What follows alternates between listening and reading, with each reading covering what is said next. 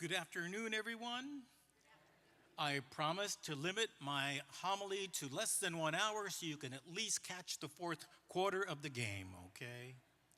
And in case you see me on the phone, I'm not checking the score. My wife is trying to get a hold of me, okay? I would like to talk about an invasion, not a military invasion or an invasion of illness in the body.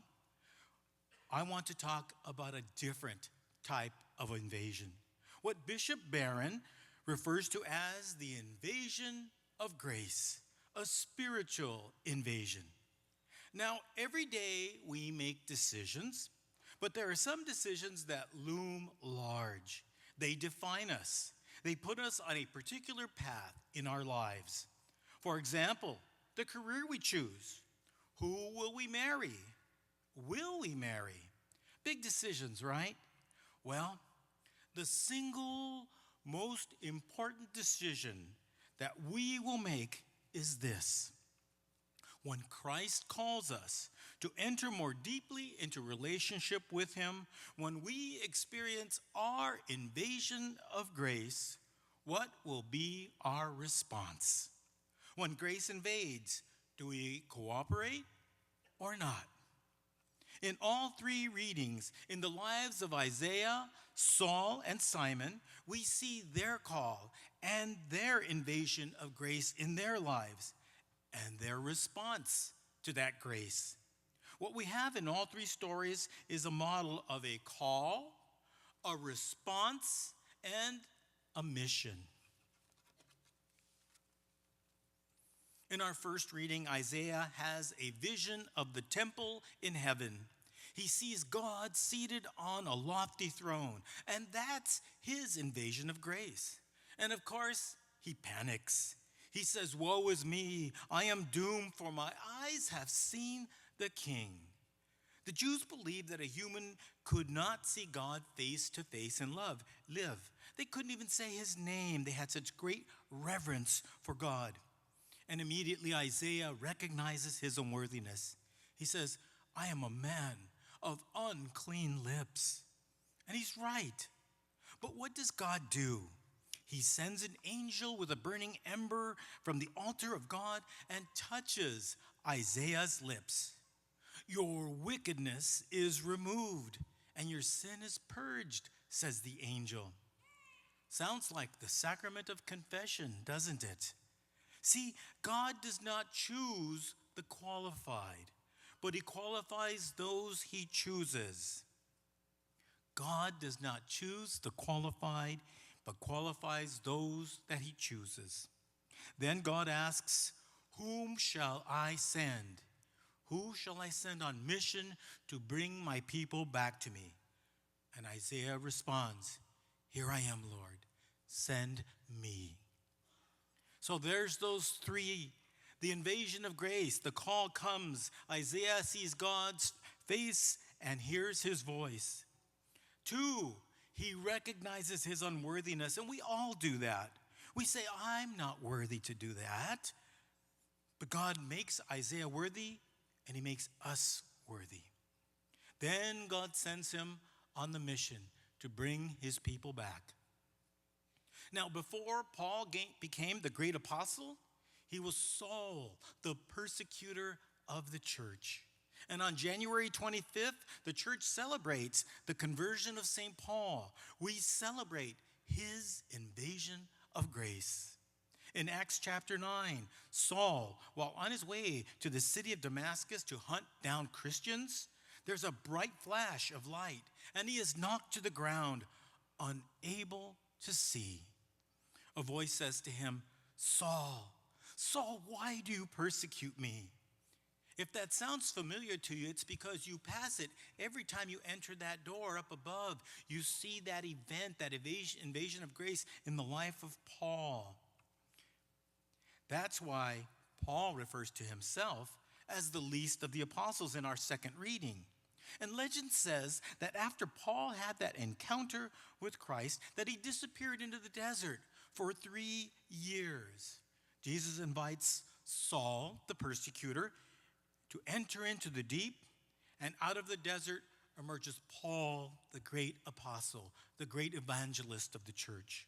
And there's those 3 steps again. The invasion of grace. Saul is struck blind and hears the voice of Jesus. 2, he recognizes his unworthiness. He said it in our second reading. I'm the least of the apostles. And 3, the mission. He becomes the great evangelist and missionary of the church. In the gospel, the crowd presses in on Jesus on the shores of the Sea of Galilee as he is preaching. Jesus climbs into Peter's boat. And this is big. This is big. Peter was a fisherman all of his life. It was the way he supported his family. He probably took a great deal of pride in his profession, and it was his identity, and he was probably good at it.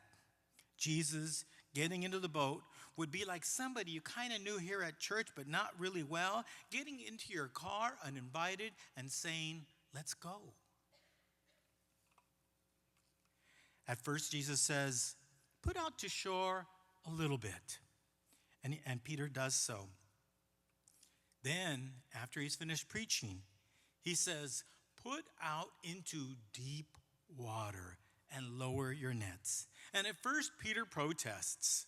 He says, and you know what he's thinking?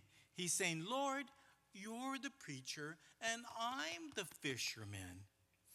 Middle of the day is not the time you cast your nets." But he resigns himself. He trusts, which is the sign of a good apostle, a good disciple. And what happens? It's the largest catch of fish that fisherman had ever seen. He'd never seen anything like it. The catch is so big that it almost sinks 2 boats. He has to have other fishermen come and help him.